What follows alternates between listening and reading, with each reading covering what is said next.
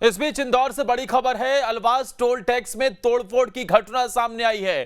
Toll tax की मांग करने पर ग्रामीणों ने विरोध किया है। कर्मचारियों ने ग्रामीणों से अभद्रता की। गुस्साए ग्रामीणों ने कर्मचारियों से मारपीट की। टोल बूथ पर जमकर तोड़फोड़ भी की गई है। बड़ी खबर हम आपको इंदौर से बता रहे हैं, जहां पर टोल बूथ पर जमकर हंगामा देखने को मिला और टोल बूथ पर तोड़फोड़ तक की गई है। दरअसल टोल टैक्स मामले को लेकर ग्रामीणों ने विरोध किया और उसके बाद यह भी आरोप है कि कर्मचारियों ने ग्रामीणों से अभद्रता की, जिसके बाद गुस्साए ग्रामीणों ने कर्मचारियों से मारपीट की। वहां पर जो ये टोल बूथ है, देखिए जमकर तोड़फोड़ भी की गई।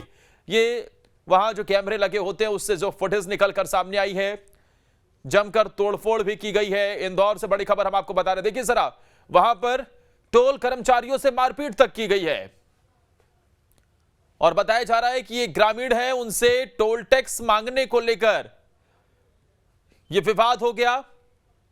कर्मचारियों पर अभद्रता करने का आरोप लगा ग्रामीणों से, तो ग्रामीणों की तरफ से कानून को हाथ में लेकर वहां जमकर पिटाई कर दी गई। टोल बूथ पर मौजूद इन कर्मचारियों की पिटाई कर दी गई। और इस बड़ी खबर पर ज्यादा जानकारी के साथ इंदौर से हमारे संवाददाता मिथिलेश फोन लाइन पर है। मिथिलेश, क्या जानकारी मिल पा रही है? सीसीटीवी फुटेज निकलकर सामने आए, अब तक पुलिस की क्या कार्रवाई? सीसीटीवी फुटेज के आधार पर अज्ञात लोगों के खिलाफ कार्रवाई कर दी गई थी, केस दर्ज कर लिया गया था।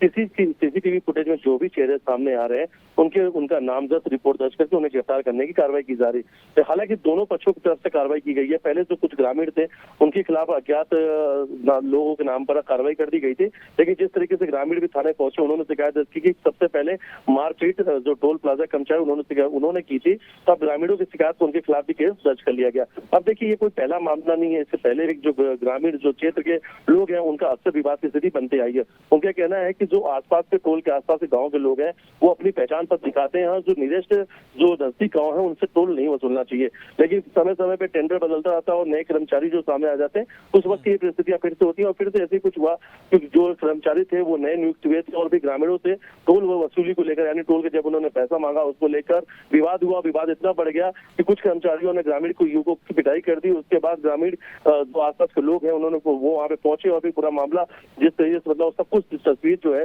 सीसीटीवी में साफ नजर आ रही है। फिलहाल कार्रवाई कर दी गई है।